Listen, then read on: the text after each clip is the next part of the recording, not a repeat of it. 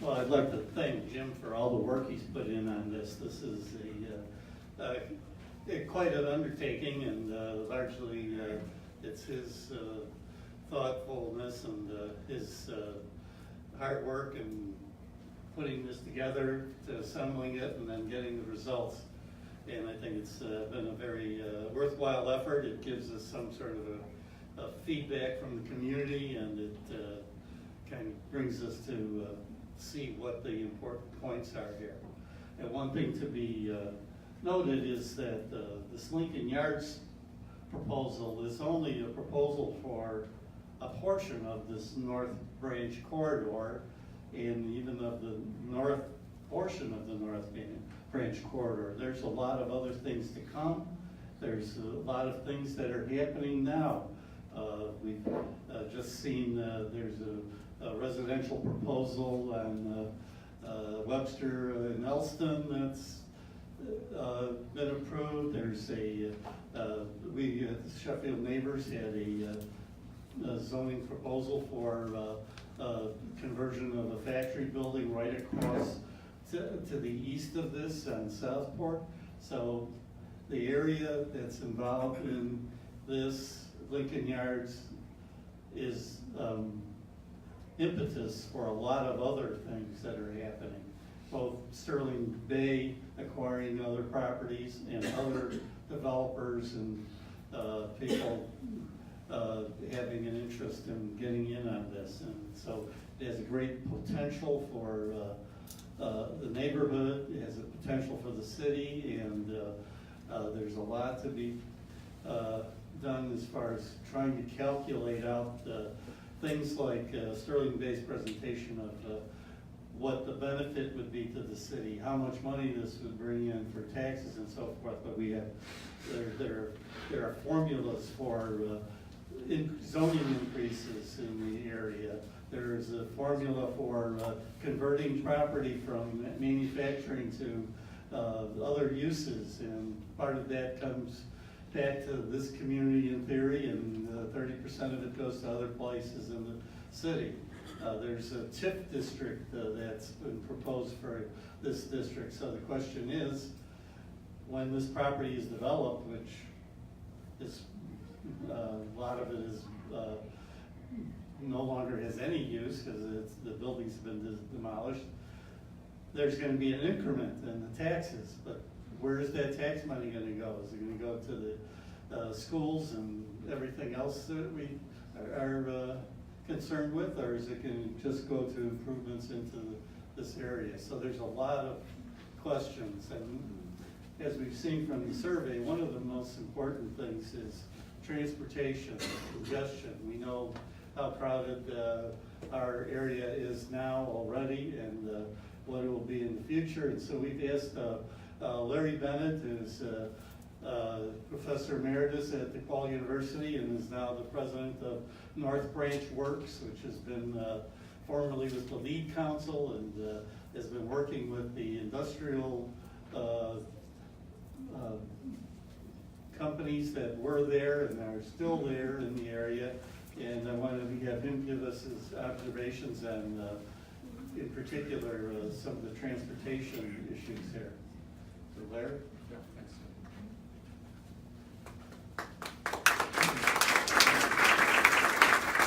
Hi everyone. I didn't realize I was going to be as large a guinea pig as I am tonight, so my remarks will be off the cuff, and I'll try to keep them fairly brief, but speak to some of the points that have been raised. I think, as many of you know, the North Branch Works has been around 35, 36 years. For many years we were known as the Lead Council, and we rebranded 7 or 8 years ago. And our organization was initially really about industrial retention, and it wasn't so much because we loved manufacturing itself, but it was the job creation. And what we've attempted to do over the years, and particularly in the last couple of years with the rezoning of the North Branch corridor, is to reorient ourselves to a more broadly inclusive business advocacy position And in particular, that's connected to the idea that we continue to see the corridor as a place where blue-collar jobs can be plentiful and middle-class jobs for people. And we have a continuing constituency of local firms that actually want to stay in the corridor.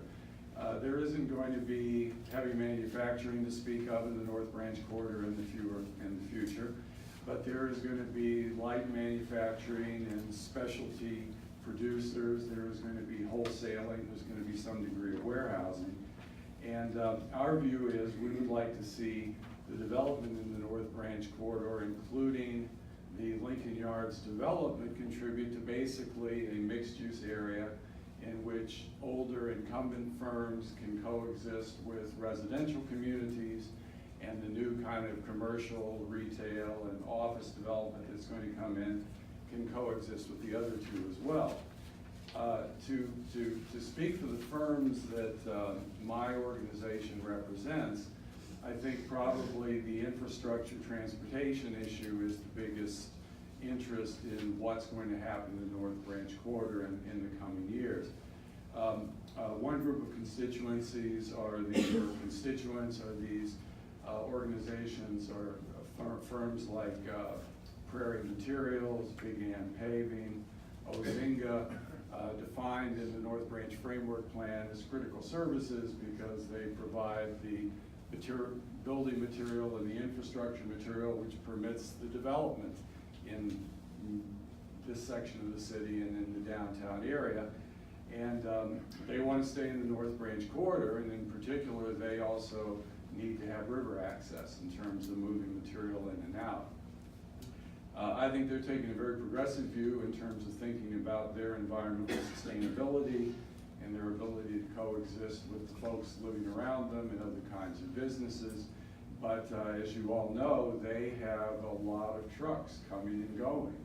And for them, a future in this corridor in which their trucks can get places and return, they don't obstruct other people, is very important to them.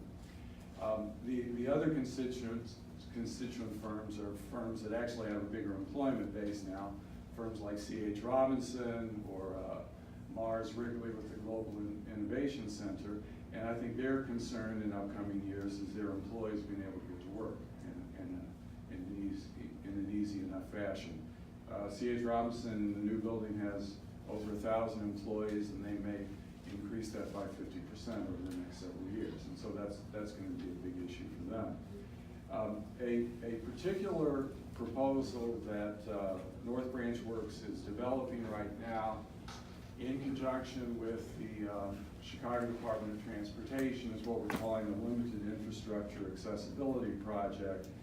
And it is based on the assumption that there is going to be major infrastructure improvements in this area over a 10 to 15 to 20 year span of time. But as you all know, we're here now. And the idea is to look at ways in which small-scale street and signage and infrastructure improvements can be put in place to improve pedestrian accessibility, bicycle accessibility. We would like to look at alternative transportation business models. Ride sharing is possibly a way to increase mobility around the area. Our assumption is that this limited infrastructure accessibility project is around the footprint of Lincoln Yards. That's Sterling Bay's operation, isn't it? But as you know, Sterling Bay is looking at developing less than 10% at this point of the corridor.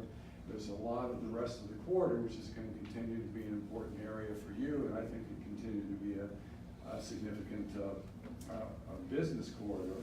So I am thankful that Sheffield neighbors have endorsed this proposal we're going to be putting to CMAP, and Alderman Hopkins and Alderman Burnett have.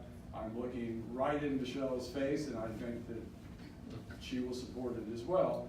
So we would like to work with all of you in terms of promoting a vital mixed-use community in which a variety of interests can coexist and have a better North Branch corridor in 10 or 15 years than we have now. So that will be my comment. Thanks.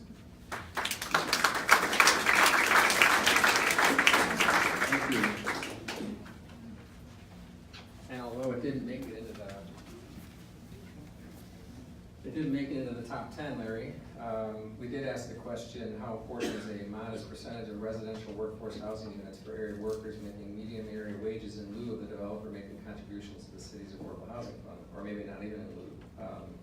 33.6% answered that in 9 out of 10, which is pretty significant.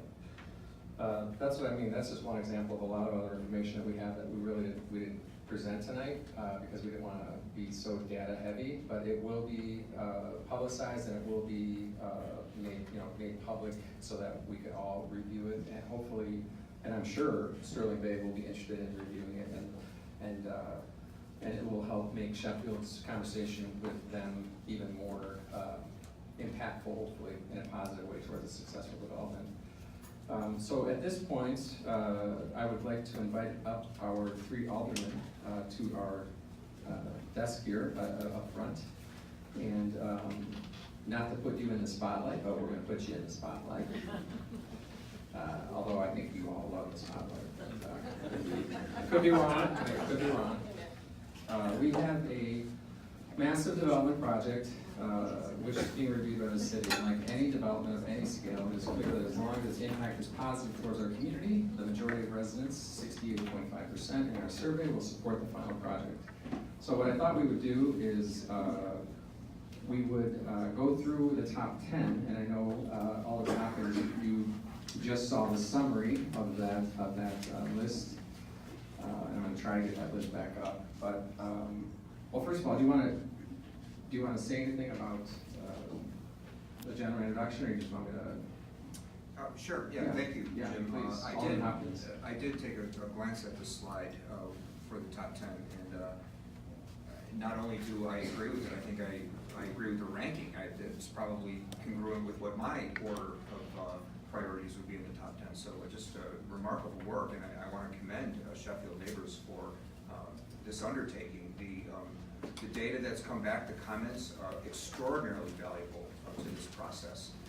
You guys did an outstanding job with this, and I salute you for it. As you and I, Jim, discussed this briefly, I did have some issues with the construction and the phrasing of some of the questions at the outset, but that notwithstanding, the results of this and the sheer volume of participation that you had is also impressive. So this has just been a very worthwhile exercise, and there's a lot more here to digest than we could do in this one meeting, and we're going to have this conversation on an ongoing basis. I just want to say already there's something we can check off the list. The request for a master site plan similar to what you saw earlier with the Lakeshore East development. I've already